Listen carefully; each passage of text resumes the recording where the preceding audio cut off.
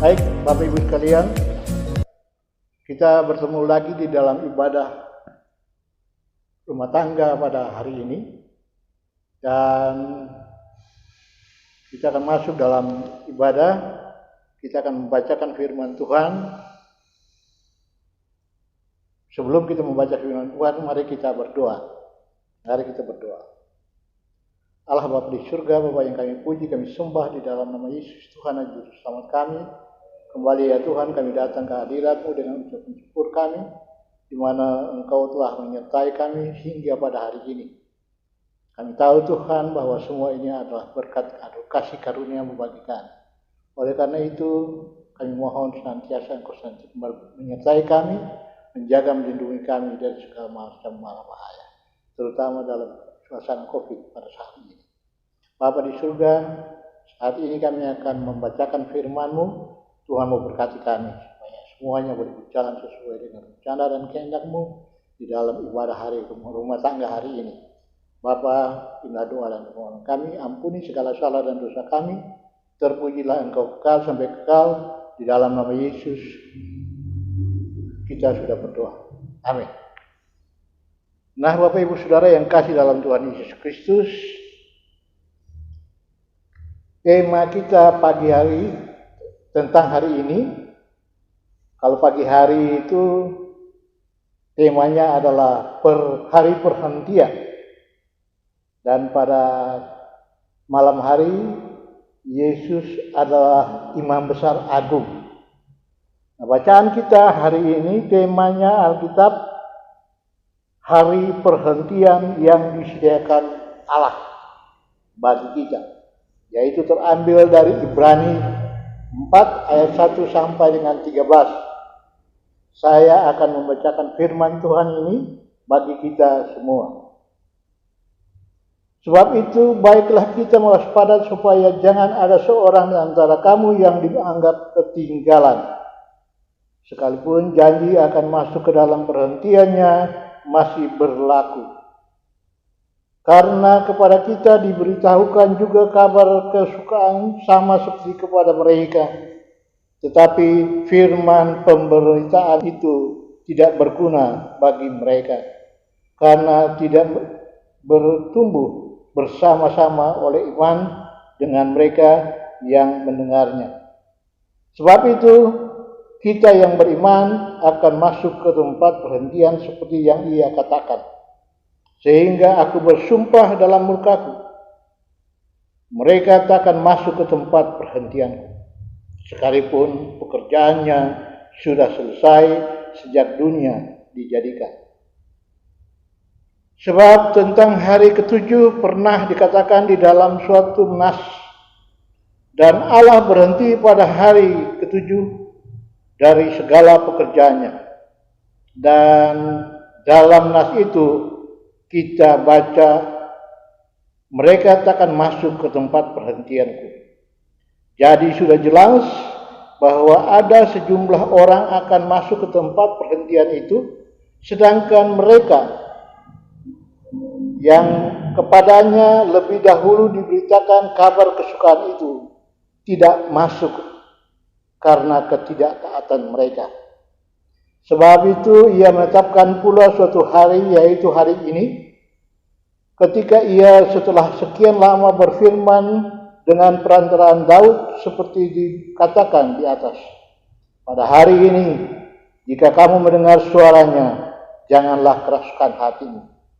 Sebab andai kata Yosua telah membawa mereka masuk ke tempat perhentian, pasti Allah tidak akan berkata-kata kemudian tentang suatu hari lain. Jadi masih tersedia suatu hari perhentian, hari ketujuh bagi umat Allah. Sebab barang siapa telah masuk ke tempat perhentiannya, ia sendiri telah berhenti dari segala pekerjaannya, sama seperti Allah berhenti dari pekerjaannya. Karena itu, baiklah kita berusaha untuk masuk ke dalam perhentian itu. Sebab jangan seorang pun jatuh karena mengikuti contoh ketidaktaatan itu juga.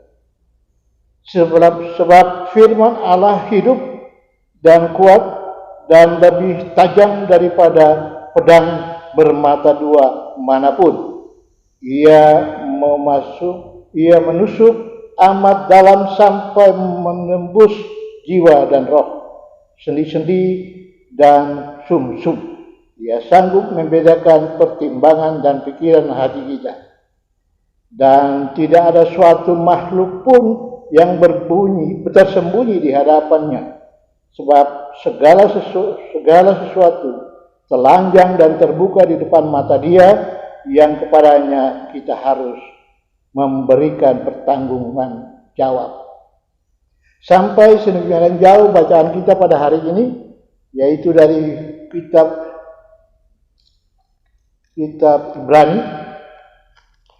Ibrani 4 ayat 1 sampai dengan yang ke-13. Nah, Bapak Ibu Saudara yang kasih dalam Tuhan Yesus Kristus, penulis surat ini tidak diketahui. Penulis kitab Ibrani ini memang tidak diketahui siapa yang menulis secara pasti. Namun dari gaya penulisnya, diperkirakan penulis adalah seorang Yahudi yang dapat berbahasa Yunani, yang memahami betul hubungan antara imannya dengan Yudaisme, dan mempunyai daya nalar intelektual yang baik. Selain itu, penulisnya kenal baik dengan Timotius. Timotius adalah seorang hamba Tuhan yang berani ketika itu, dan dia boleh berkata-kata tentang firman Tuhan. Ini semua. Di samping itu, penulis kitab Ibrani ini menjelaskan hubungan Kristus dengan semua tokoh-tokoh terkenal dalam sejarah keagamaan Israel dan ibadah Perjanjian Lama, dan juga mengenal bahaya-bahaya kemurtatan rohani. Keteladanan iman ini dari tokoh-tokoh terkenal dalam sejarah Israel mengajarkan kita untuk menjadi orang Ibrani secara dewasa, dengan memegang teguh iman, kepercayaan, dan pengakuan secara terbuka, dan mendesak maju kepada pengalaman sempurna dari berkat-berkat yang tersedia. Nah, Bapak Ibu Saudara yang kasih dalam Tuhan Yesus Kristus, melalui bacaan ini, kitab Ibrani ini, maka kita perlu ingat peristiwa yang besar, yaitu peristiwa pendirian gereja GBB di Indonesia pada tanggal 31 Oktober 1948 oleh DSJA de Klerk, seorang Belanda. Walaupun dia adalah seorang Belanda, tapi dia telah menetapkan satu hari bagi kita, satu gereja bagi kita.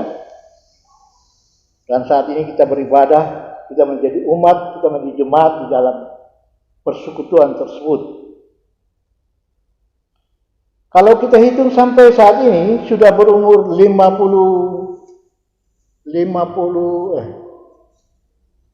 dari tahun 1948 sampai 2020. GBB sudah memasuki usia indah, di mana kita dituntut untuk mengambil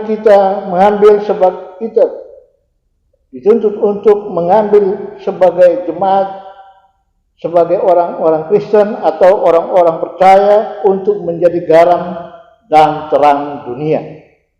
Artinya kita sudah di Tuhan, kita sudah ditentukan Tuhan sebagai orang Kristen, orang yang percaya kepada Yesus Kristus Tuhan kita,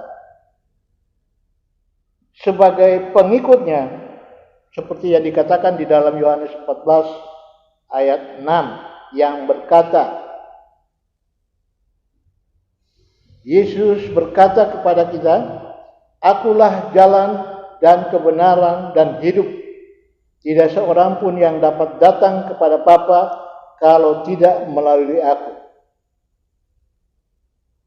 Bapak Ibu yang kasih dalam Tuhan Yesus Kristus, jadi menurut ayat ini, saya mau sampaikan bahwa kita harus mensyukuri hidup ini sejak semula bahwa kita adalah orang-orang pemenang. Orang-orang pemenang yang wajib hukumnya untuk senantiasa mengucap syukur kepada Tuhan Yesus atas anugerahnya kepada kita sebagai pewaris-pewaris kerajaan Allah yang kekal kepada kita. Orang Kristen yang tidak bersyukur adalah orang-orang yang lupa diri. Mengapa saya katakan yang lupa diri? Karena Yesus berkata pada ayat yang lain, Yohanes 15 ayat 16, bahwa bukan kamu yang memilih aku, tetapi akulah yang memilih kamu, supaya kamu pergi menghasilkan buah, dan buahmu itu tetap, supaya apa yang kamu minta kepada Bapa dalam namaku diberikannya kepadamu. Bapak Ibu Saudara yang kasih dalam Yesus Kristus, Yohanes 15 ayat 16 ini sebagai orang Kristen, saya sudah penuhi dan sebagai buktinya, sampai rambutku memutih, Tuhan Yesus tetap setia memeliharanya. Segala sesuatu tidak pernah berkurang, apapun yang saya butuhkan selalu dicukupkannya. Jadi melalui mimbar ibadah rumah tangga ini atau ibadah keluarga ini, Bapak Ibu yang diberkati Tuhan, karena Tuhan Yesus setia, Dia tidak pernah berbohong. Oleh karena itu, sebagai orang-orang terpilih, jadilah garam dan jadilah terang dimanapun kamu berada, agar nama Tuhan dipuji dan dimuliakan di bumi ini. Semoga Tuhan memberkati kita semua. Amin.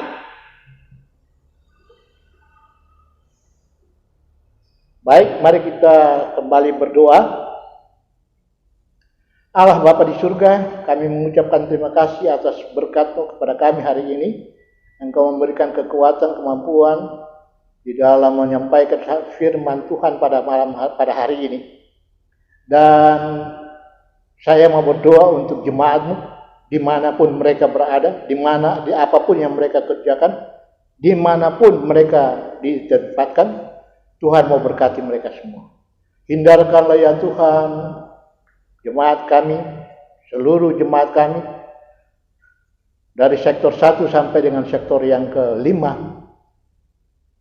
di Purwokerto, yang ke-5 itu yang di Purwokerto Tuhan.